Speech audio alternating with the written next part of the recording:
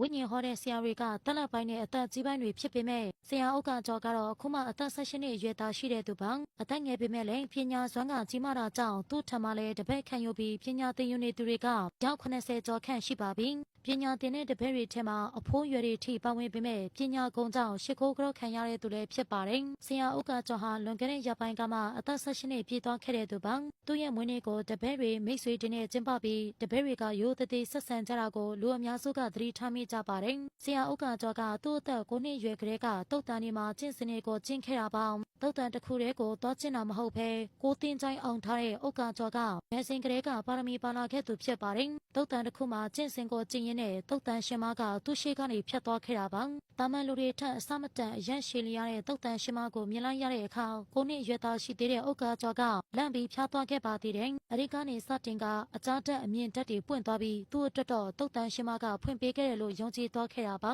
အဲဒီကနေစတင်ပြီးဆရာဥက္ကကျော်ကကွယ်လွန်သွားတဲ့ဝိညာဉ်တွေနဲ့ဆက်သွယ်ပြီးတော့စကားတွေပြောနိုင်တဲ့သူဖြစ်လာခဲ့ပါတယ်ဆရာဥက္ကကျော်ကတေဇာဒရရဲ့အကြီးအကဲဂိုင်းချုပ်ကြီးဖြစ်ကသူ့စီမှာအစီရင်လှုပ်ချင်သူတွေကလည်းအများပြားရှိနေပါတယ်အသက်18နှစ်မှာဂိုင်းကြီးကဲလှုပ်လာခဲ့တဲ့တပ်တန်းက9နှစ်ရှိပြီဖြစ်တာကြောင့်အတွေ့အကြုံတွေကလည်းများပြားနေပါပြီဆရာဥက္ကကျော်ကအထက်လန်းမှော်အစီရင်တွေကိုလည်းပိုင်နိုင်သူဖြစ်ကအချစ်ရဲ့အစဉ်ပြေအောင်အိမ်တော်ရဲ့အစဉ်ပြေအောင်လည်းပြုလုပ်ပေးနိုင်ပါတယ်ကိုတယောက်တည်းကိုပဲတနန်းဆွဲချစ်အောင်ဖောက်ပြန်တဲ့သူတွေကိုကွဲသွားအောင်မကောင်းတဲ့နီလန်သုံးထားသူတွေတံပြန်ထိသွားအောင်လို့ဆရာဥက္ကကျော်ကအစီရင်တွေကိုလုပ်ပေးတတ်တာပါဒါကြောင့်သူ့ထံမှာအချစ်ရေးအိမ်တော်ရဲ့အပူတော်ကများသူတွေကလာရောက်မေးမြန်းနေရှိကြပြီးတော့ထိရအောင်လည်းပြုလုပ်ပေးနိုင်ပါတယ်တချို့တွေကတော့သူသုံးတဲ့နီလန်းတွေကအောက်လန်းနေဖြစ်တာကြောင့်သဘောမကျပေမဲ့လည်းခက်ခဲနေသူတွေအတွက်တော့အထက်လန်းတွေအောက်လန်းတွေရွေးချယ်မနေတော့ဘဲလက်တလုံးအဆင်ပြေဖို့ပဲတွေးထားကြတာပါဆရာဥက္ကကျော်ကဝိညာဉ်တွေနဲ့လည်းစကားပြောဆိုနိုင်တာကြောင့်ကွယ်လွန်ပြီးနောက်ဘယ်ဘဝတွေကိုရောက်နေလဲဆိုပြီးသိချင်လို့လာမေးကြတဲ့သူတွေကလည်းများပြားပါတယ်